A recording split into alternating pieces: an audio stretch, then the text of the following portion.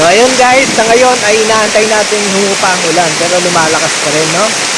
So dito pa rin tayo sa Buruwisan Falls at sa ngayon ay meron tayong parating na mga travelers. Ayan, kaya po yan, nakikita nyo ba kahit umuulan? So yun guys, ito ang update lang sa aking vlog. Mapakita ko lang na ganito ang Buruwisan Falls pag inuulan ka. Ayan, sana hindi masira yung aking phone na Honor X90. Hindi. Nasira kasi yung phone ko pang rugged phone. Kaya sila ate. Ayan. Nasalubong ni tatay. Parang wala silang guide. Dito guys, pasaya sa... Ito yung mga gusto kong Gusto talaga yung mga gusto ko guys na experience sa ganitong mga falls.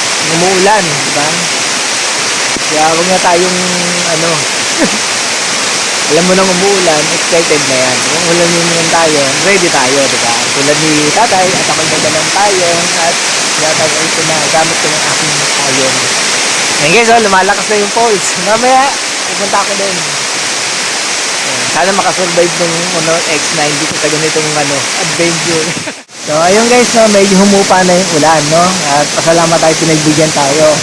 At shoutout sa mga taga Makati.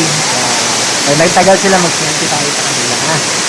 Siyempre unatin natin yung vlog natin, no? So ngayon ay nahihirapan ako. Umulusong tayo sa Buruwisan Falls. So ayun guys, hanggang tuhod lang mula doon kay tatay. At baka biglang lumalim. Yan, ganito guys ang experience sa Buruwisan Falls pag tag-ulan, no? So excited na yan.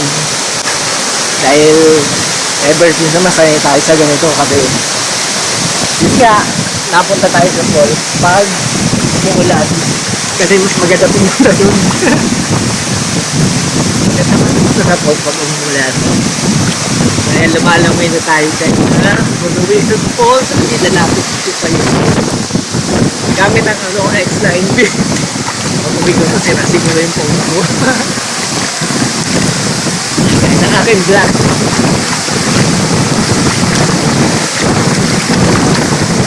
Oh! Malakas guys ang current ng tubig, no? So, ayan guys ang